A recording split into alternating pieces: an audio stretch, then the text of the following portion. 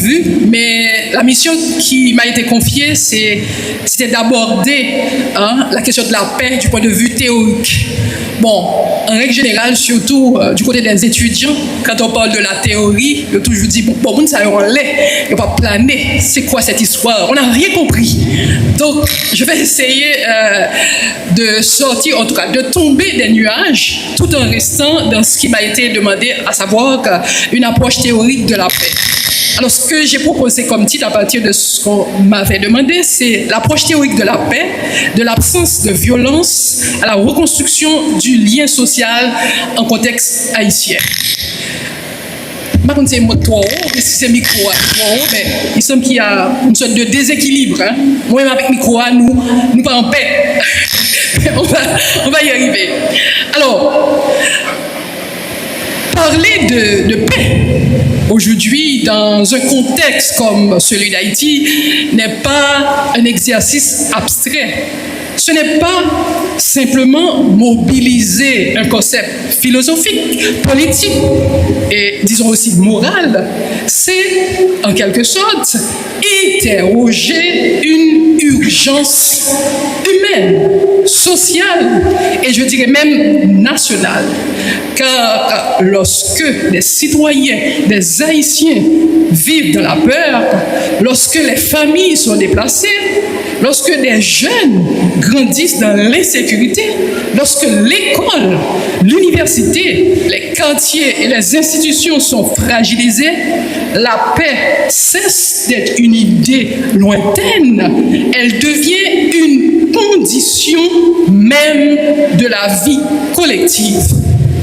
Pourtant, la paix, ce concept, est souvent compris de manière trop limitée.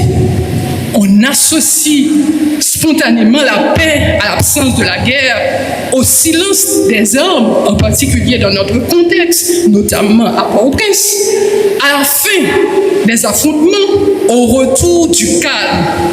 Cette définition, elle est importante, on ne va pas la négliger, mais elle reste insuffisante. Et je pense que vous êtes d'accord avec ça. Un pays peut être officiellement en guerre et connaître, un pays peut ne pas être officiellement en guerre et connaître malgré tout une violence profonde. Une société peut connaître des moments de calme apparent tout en demeurant traversée par la peur, par l'injustice, par la méfiance, par l'exclusion et aussi par l'humiliation. C'est pourquoi une approche théorique de la paix nous oblige à poser une question qui, selon moi, reste fondamentale. De quoi nous parlons réellement lorsque nous parlons de la paix? Parlons-nous seulement de la sécurité? C'est aujourd'hui, le mot sécurité, quand on parle de la paix en Haïti, c'est le mot qui va apparaître à chaque fois. Est-ce que nous parlons seulement de sécurité? Parlons-nous seulement d'ordre? Ou parlons-nous aussi de la justice, de la dignité, de la confiance, de la reconnaissance, du dialogue, de la reconstruction du lien social? Alors, nous sommes dans une approche théorique. Une des références incontournables que l'on peut ici avancer, c'est sans doute celle d'un auteur comme Johan Galtung, l'un des fondateurs des études sur la paix. Dans un article majeur qu'il a publié, alors là j'ai traduit « Violence, paix et recherche sur la paix », l'auteur a publié cet article en 1969. Il essaie de distinguer à partir de ce travail la paix négative et la paix positive. Selon lui, la paix négative désigne l'absence de violence directe, c'est-à-dire absence de guerre, absence d'affrontement armé, d'agression physique, de massacre ou de violence visible. Mais il va plus loin, c'est-à-dire Galtung va plus loin et montre que cette paix négative ne suffit pas. Il faut aussi penser la paix positive, c'est-à-dire la réduction des violences structurelles comme la pauvreté extrême, l'exclusion, l'inégalité, l'injustice, l'impunité, la privation d'accès à l'éducation, à la santé, à la sécurité et à la parole publique, mais aussi à la dignité humaine. Cette distinction, je crois, elle est fondamentale pour comprendre Haïti. Si l'on réduit la paix à la paix négative, à la manière, en tout cas en considérant les propos de l'auteur de Galtung, si l'on réduit la paix à la paix négative, on risque de croire qu'il suffit de rétablir l'ordre, de renforcer la sécurité ou de faire taire les armes en ce qui nous concerne. Ces actions peuvent être nécessaires, on ne dit pas que ce n'est pas nécessaire, ça peut être nécessaire dans l'urgence, mais elles ne suffisent pas à bâtir une paix durable, une paix profonde. La paix durable exige aussi que l'on s'attaque aux conditions qui rendent la violence possible, comme par exemple l'exclusion des jeunes, la précarité, l'impunité, la faiblesse des institutions, la perte de confiance, les inégalités sociales et aussi la banalisation de la souffrance. La paix, dans cette perspective, n'est donc pas seulement l'absence de la violence, elle est la présence des conditions permettant aux personnes de vivre dans la dignité. Elle suppose bien évidemment la sécurité, mais aussi la justice. Elle suppose l'ordre, mais aussi la confiance.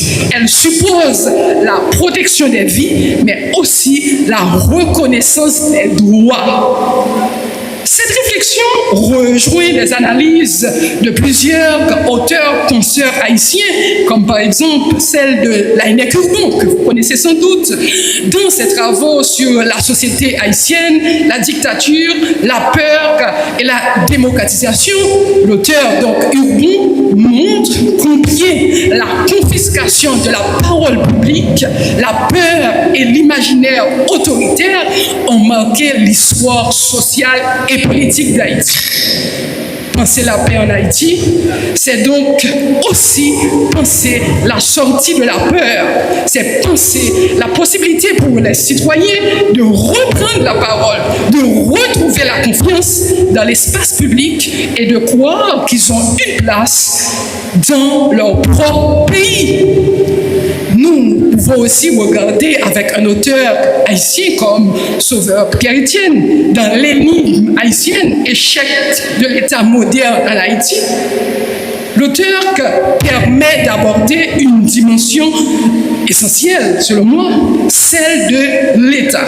Son analyse montre que la crise haïtienne ne peut pas être comprise seulement comme une succession d'événements conjoncturels. Elle renvoie aussi et surtout à des fragilités profondes de la construction de l'État, dans les rapports entre pouvoir, économie et société, et dans la capacité des institutions à protéger les citoyens.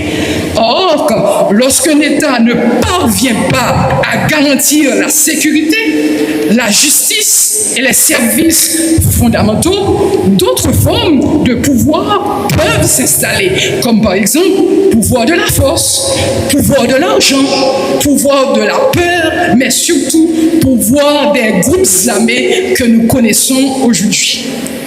Je peux aller plus loin en restant bien évidemment avec des auteurs haïtiens. Michel Wolf-Trouillot, dans son ouvrage publié en 1990, permet lui aussi d'éclairer cette tension. Il montre des écarts historiques entre Haïti et la nation, entre les structures de pouvoir et les aspirations populaires. Cette lecture, selon moi, est précieuse car elle rappelle que la paix ne peut pas être imposée uniquement d'en haut.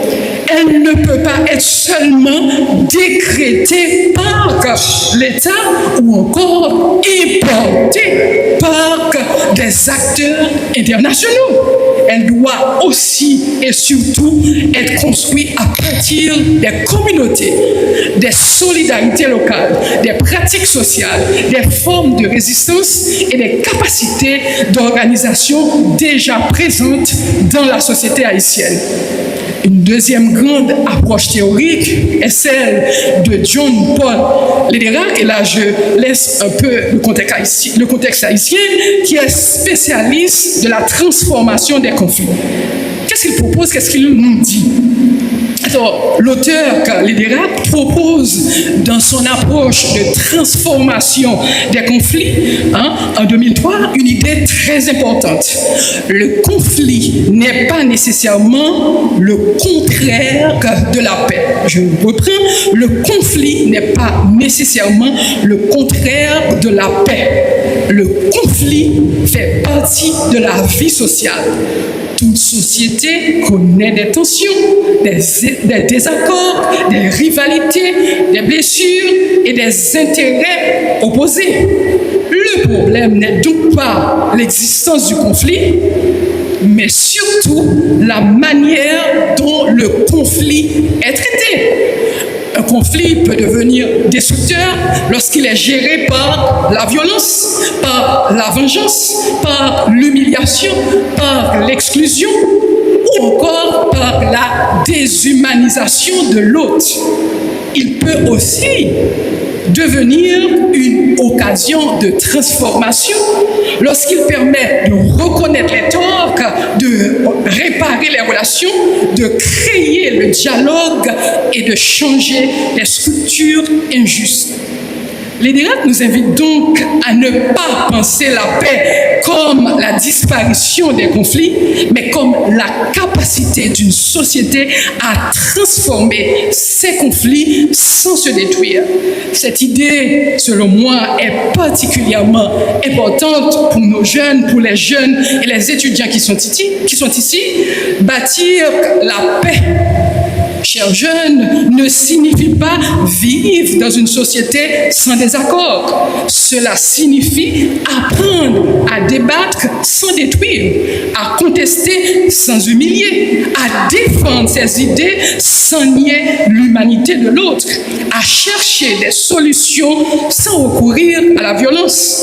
Dans une salle de classe, par exemple, dans une université, dans une famille, dans une église, dans un quartier, la paix commence lorsque le conflit cesse d'être traité comme une guerre et devient une occasion de parole, de médiation et de reconstruction. Une troisième approche que l'on peut avancer ici est celle de la culture de la paix, qui est bien évidemment portée notamment par l'UNESCO et les Nations Unies, qui parle de la déclaration et le programme d'action sur la culture de la paix, adopté en 1999, en tout cas les Nations Unies vont définir la paix comme un ensemble de valeurs, d'attitudes, de comportements et des modes de vie fondés sur le respect de la vie, le rejet de la violence, le dialogue, la coopération, les droits humains, la justice, la démocratie, la tolérance, mais aussi la solidarité. Cette approche, elle est essentielle parce qu'elle montre que la paix n'est pas uniquement l'affaire des gouvernements, des forces de sécurité ou encore des organisations internationales. La paix est aussi une culture. Donc, elle s'apprend, elle se transmet, elle se pratique, elle se construit dans les familles, dans les écoles, dans les universités, à l'UNDH, à l'UEH, en tout cas, à travers les médias, les associations, les églises, les institutions publiques et les espaces communautaires. En Haïti, cette dimension culturelle est capitale. La violence ne passe pas seulement par les armes, elle passe aussi par les mots, les humiliations, les exclusions, les préjugés, les stigmatisations des quartiers populaires, les mépris des plus pauvres, le rejet des déplacés, la dévalorisation des jeunes, la banalisation de la souffrance. Construire une culture de la paix c'est donc aussi travailler sur le langage, travailler sur les représentations et les pratiques quotidiennes.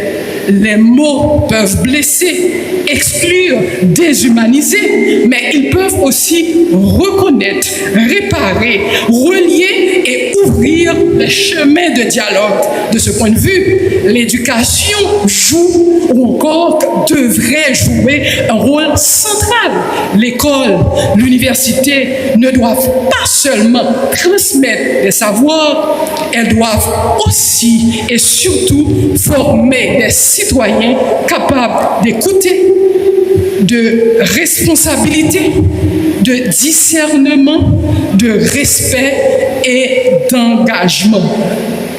Une quatrième approche est institutionnelle et politique. Elle peut être éclairée par Emmanuel Kant, notamment dans son œuvre Vers la paix perpétuelle. Pour Kant, la paix durable ne repose pas seulement sur la bonne volonté des individus, elle suppose le droit, les institutions justes, des règles communes et un ordre politique capable de limiter l'arbitraire. Autrement dit, la paix n'est pas seulement une disposition morale, elle a besoin d'institutions crédibles. Cette approche est très pertinente pour Haïti. On ne peut pas aujourd'hui demander aux citoyens d'avoir confiance si les institutions ne protègent pas, ne rendent pas justice, ne garantissent pas les droits fondamentaux. La paix demande donc une reconstruction de la confiance entre citoyens et institutions. Mais cette reconstruction ne peut pas être purement administrative. Elle doit être éthique et politique. L'État doit être perçu non comme une force absente, distante ou prédatrice, mais comme un cadre de protection, de justice et donc de service public. Cependant, l'expérience haïtienne oblige à se méfier des approches trop descendantes de la paix. Plusieurs travaux sur la consolidation de la paix en Haïti, je peux en particulier citer ceux de Timothy Donnet, ils ont montré que les limites des stratégies internationales, lorsqu'elles restent déconnectées des réalités locales, la paix ne peut pas être simplement importée ou encore décrétée. Elle doit être appropriée par les communautés, elle doit articuler les efforts venus d'en haut, comme par exemple réforme institutionnelle, justice, police, état de droit, avec les initiatives venues d'en bas. Médiation communautaire, solidarité locale, organisation des jeunes, association, leadership social. Cette articulation entre le haut et le bas constitue sans doute l'un des grands défis haïtiens. Si l'on mise uniquement sur la réponse sécuritaire, on traite les symptômes sans toucher aux causes. Si l'on mise uniquement sur les initiatives communautaires sans reconstruction de l'État, on laisse les communautés seules face à des forces qui les dépassent. Une paix durable exige donc une double dynamique. Reconstruire les institutions, renforcer les communautés, garantir la sécurité et restaurer la confiance, répondre à l'urgence et travailler sur le long terme. Les Nations Unies parlent beaucoup aujourd'hui de la paix durable ou en tout cas de la pérennisation de la paix. Cette perspective insiste sur la prévention, l'inclusion, la participation des jeunes, des femmes, de la société civile. Elle rappelle que la paix ne doit pas être pensée seulement après la crise, elle doit être construite avant et pendant et après les crises. Cette idée, sans doute, si elle ne reste pas purement théorique, peut être très pertinente pour Haïti. Il ne faut pas attendre que tout soit réglé pour commencer à bâtir la paix. Même dans un contexte extrêmement difficile, il est possible de créer des espaces de paix. Une salle de classe, une activité culturelle, une association, un groupe de jeunes, une communauté de foi, une initiative locale, un espace de dialogue. Et donc, à ce stade, je peux vous proposer une synthèse, et la synthèse peut être pensée, selon moi, en 5 dimensions complémentaires. Premièrement, la paix est sécurité. Elle suppose la réduction de la violence directe et la protection des vies. Deuxièmement, la paix est justice. Elle exige de s'attaquer aux violences structurelles, aux inégalités, à l'exclusion et surtout à l'impunité. Troisièmement, la paix est relation. Elle suppose la transformation des conflits, la réparation des liens et la reconnaissance de l'autre. Quatrièmement, la paix est culture. Elle demande des valeurs, des mots, des comportements, des pratiques qui refusent la violence. Cinquièmement, la paix est institution. Elle exige un état de droit, des services publics, des règles communes et une confiance minimale dans les institutions. Appliquée à notre cher pays, cette synthèse conduit à une idée très importante. Bâtir la paix ne signifie pas seulement rétablir l'ordre, cela signifie refaire société. Refaire société, c'est reconstruire des liens là où la peur a isolé les individus. C'est redonner confiance là où les promesses collectives ont été trahies.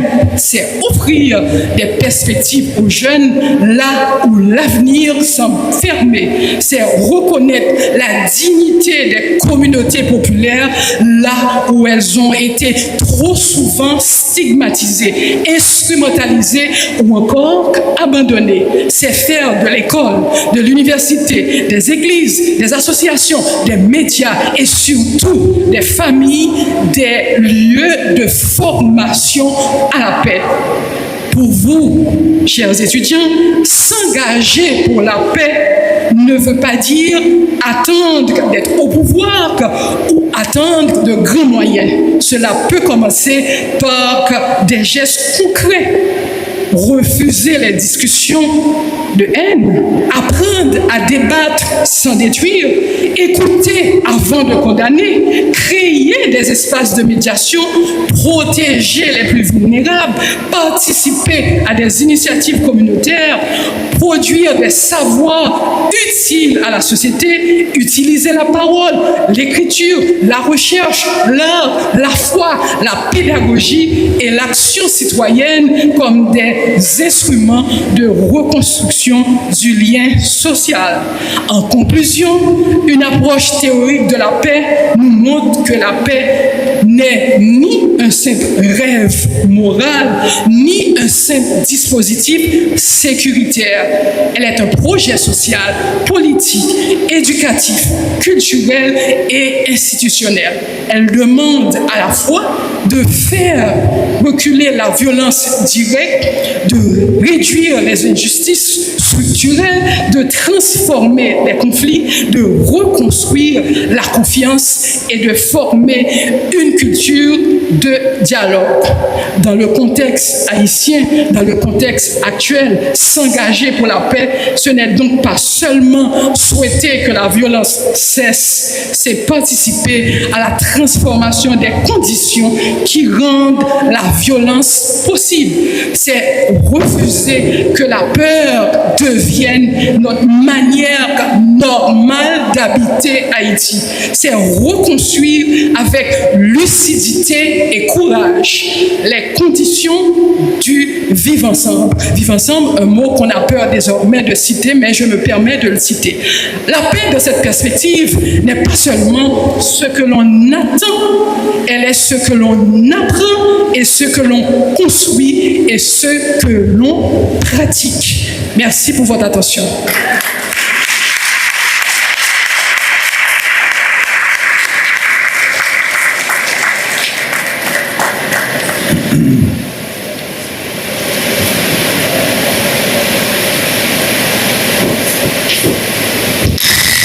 Une autre fois, nous demandons l'autre applaudissement pour Dr. Garland. Nous remercions Dr. Garland pour ensemble approche théorique que lui facilite nous gagner de ça la paix aille. Ça permet de nous découvrir que la paix n'est pas seulement absence la guerre ou bien absence conflit, mais la paix a tout l'y entrer dans plusieurs dimensions. L'y capable de dimension positive, dimension négative, dimension institutionnelle, dimension structurelle et même dimension politique. Mais en vérité, même Dr. Garland te dit ça tout à l'heure, dans quel que soit niveau théorie attaque solide, lui-même pour contre lui, pas suffit pour transformer la société. Il peut demander pour que ensemble théoristes entrer dans la vie nous, entrer dans la mentalité nous, pour aider nous construire de nouvelles attitudes qui peuvent faire que dans le foyer, dans l'école, dans l'université, dans l'église, dans l'État, la paix vient tourner notre manière d'être, notre manière de vivre, notre culture. Pour ça, il crée une nécessité pour la culture de paix. Et c'est sous transition ça, nous avons invité deuxième intervenant nous qui va traiter pour nos deuxième pilier autour de la nécessité de la culture de paix. Sous vos applaudissements, mesdames et messieurs. Dr. Bernard Taillefer. Oui, ça marche. Bien, j'ai un peu modifié. Bonsoir à tous et merci de m'accueillir, de me faire confiance. J'ai un peu modifié le titre de la conférence.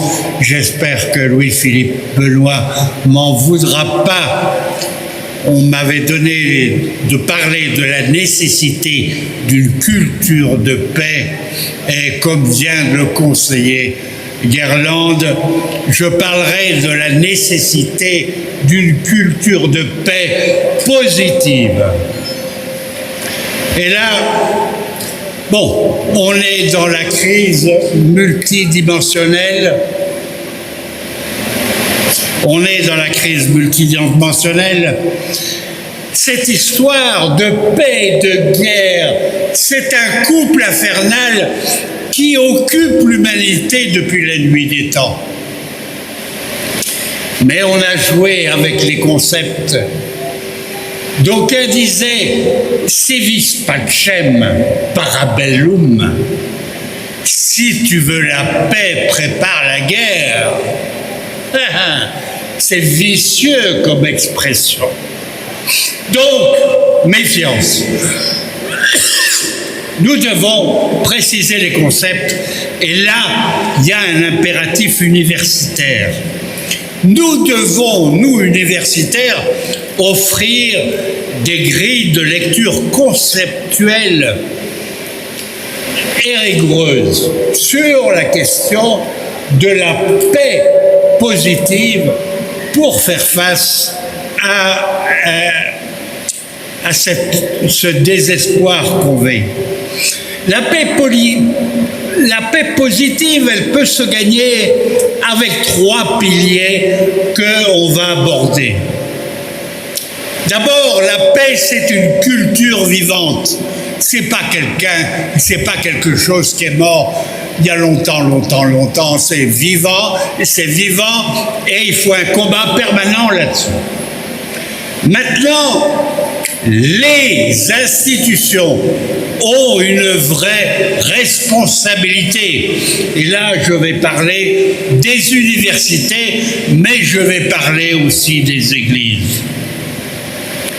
Mais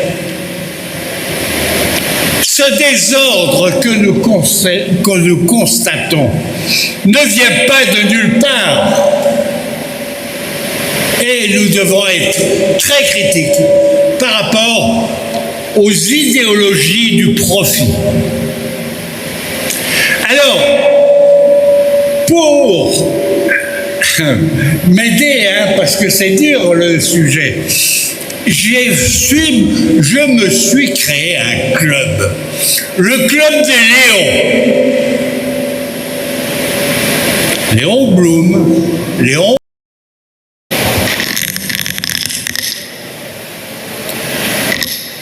Mesdames, Messieurs, distingués invités, chères intervenantes, chers intervenants, participantes et participants, bonsoir. C'est un véritable honneur pour moi de contribuer à la modération de cette deuxième partie de la première journée du symposium de la pastorale universitaire. Aujourd'hui, nous parlons de paix, comme c'est écrit dans le livret « Guerre et paix, on a tendance qu'elles marchent main dans la main ». En Haïti, par exemple, les gangs ont envahi nos rues. Donc, si j'ose croire, la thématique de l'engagement à la paix, vers la paix, n'est pas le fruit du hasard. Le premier axe de la journée nous a invités à nous engager pour la paix et le deuxième axe, plus pratique, nous invite à la bâtir, à construire cette paix de manière véritable et durable. Dans le premier exposé, Dr. Gerlon Bien-Aimé a commencé par nous donner une définition de la paix comme absence de guerre ou silence des armes. Définition insuffisante et qui nous amène à faire une opposition entre paix positive et paix négative. Donc, la paix négative est justement l'absence des massacres, des violences, alors que la paix positive, quant à elle, est la réduction des injustices sociales, de l'exclusion, des violences structurelles qui sont parfois plus douces et même invisibles. Dans un deuxième temps, elle a parlé de l'importance des communautés. Et la paix aussi n'implique pas l'absence des conflits, mais plutôt une société en paix est une société qui a la capacité à régler les conflits sans se détruire, sans humilier, sans recourir à la violence. Après, bien sûr, nous avons parlé d'une culture de la paix qui implique une coopération, la démocratie, la solidarité, le dialogue. Si on parle d'absence des armes en parlant de la paix, il faut aussi voir l'impact des mots. Quand on parle de la paix, le dialogue, les comportements, les mots sont prépondérants dans la réflexion que nous faisons sur la paix. Et la paix est une culture qui s'apprend, qui se transmet. Et en dernier lieu, elle a parlé d'institutions crédibles. Donc, parler de la paix en Haïti exige la reconstruction de la confiance entre citoyens et institutions. Donc, 5 mouvements de réflexion. D'abord, la paix comme la sécurité, la paix comme la justice, comme l'absence des violences structurelles, la paix comme la transformation des conflits, la paix comme la capacité à penser, à réfléchir, à faire attention à ses mots, au dialogue, à son comportement. La paix comme culture qui demande à réfléchir sur ses mots et enfin la paix comme une société avec des institutions dans lesquelles nous pouvons avoir confiance. La paix n'est donc pas rétablir l'ordre, c'est refaire société, c'est-à-dire établir des liens sociaux. Ce n'est pas un dispositif sécuritaire, c'est un projet social. Je vous invite donc à applaudir encore une fois Dr. Gerlon Bien-Aimé, s'il vous plaît. Le deuxième intervenant, le Dr. Bernard Taillefer, a changé la thématique de son intervention qui devait se porter sur la paix comme la nécessité d'une culture de paix. Il a ajouté positive. Donc, c'est la nécessité d'une culture de paix positive. Il a pointé du doigt la responsabilité des institutions. Il nous a présenté l'anatomie d'un gouffre qui est présenté comme un iceberg avec la première partie où on voit les violences et la seconde partie où est marquée par exemple la fuite des cerveaux ou la pauvreté. Il a fait une très belle approche historique et bien sûr, il a essayé de démentir des expressions toutes faites comme celle qui nous fait croire que la violence est dans la nature humaine. Non, nous a-t-il dit, la violence est manipulée par des forces extérieures. La violence est un apprentissage culturel et cet apprentissage culturel découle aussi des clivages sociaux. Et notamment le creux qui existe entre la République de Port-au-Prince et le pays en dehors, la ségrégation linguistique, le rejet des savoirs des paysans au profit de savoirs technocratiques étrangers. Selon le docteur Bernard Taillefer, il faut aller vers une religion douce, vers une religion qui aime l'ensemble du peuple haïtien. Pour moi, c'est une phrase qui est très forte. Il faut aller vers une religion douce, une religion qui aime l'ensemble du peuple haïtien. Il a également parlé du pardon éthique et pour libérer l'avenir du passé, sans tomber dans l'oubli ou dans l'impunité. Après, bien entendu, il a invité l'Église et les universités à sortir dans le mutisme. Nous sommes acteurs de l'histoire, nous ne sommes pas des téléspectateurs, donc il faut sortir dans ce mutisme-là. Je vais encore une fois applaudir le docteur Bernard Taillefer. Michel Soukar, qui est le troisième intervenant de cette deuxième partie, avait pour titre « Piste pour la paix véritable et durable ». Il a commencé par nous donner une étymologie de la paix de différentes civilisations ou langues. Par exemple, la paix dans son étymologie latine qui veut dire accord, traité, apaisement. Mais bien sûr, dans un même mouvement de réflexion que la docteure bien-aimée, il a fait cette distinction entre paix négative qui implique le silence des hommes, la paix positive qui est plus large, qui implique vraiment l'absence d'injustice sociale et de violences structurelles qui sont parfois douces et invisibles. La paix comme ce qui stabilise les relations. Il nous a dit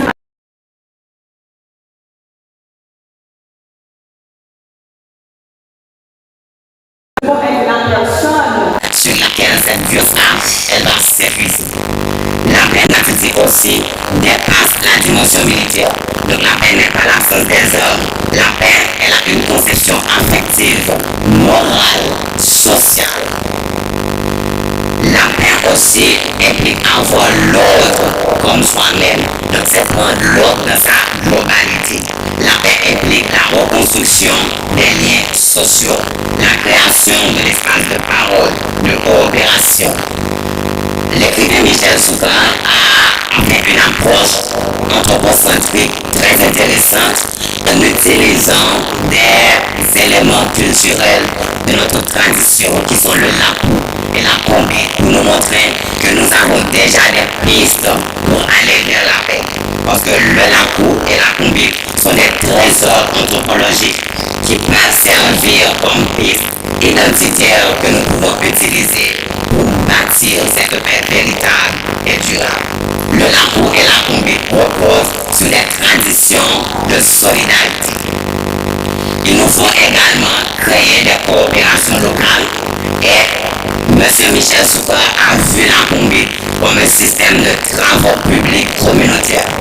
Quelque chose encore qui m'a attiré l'esprit, parce que nous avons un ministère des travaux publics, mais M. Soukar voit la combi comme un système de travaux publics communautaires. C'est-à-dire que nous pouvons également nous impliquer dans des éléments qui sont reconnus comme des éléments régaliens de l'État à travers ces trésors anthropologiques. Il a parlé du faire ensemble, de la solidarité. Cette paix durable ne viendra pas d'en bas. Pour nous penser cette paix durable pour la construire, pour la bâtir, il faut que cette paix vienne d'en bas des communautés. Mais bien entendu, on aura besoin d'un État, pas d'un État dominateur, mais d'un État facilitateur, d'un État qui guide, d'un État qui explore. Encore une fois, on veut applaudir nos trois intervenants, s'il vous plaît. Maintenant, je remets le micro au modérateur de la journée, M. Davis. Merci, Katsena. Encore une fois, on va applaudir le trois intervenants. Chaudement. Merci, Katsena. Merci à toute l'équipe déjà. Nous avons tout. Merci pour ce travail bien fait. Alors, il y a un grand truc à dire, et je vais répéter. Quand l'esprit est tendu, il faut penser à le détendre. Alors, on va observer une toute petite pause avant le débat. On fait place à la particularité.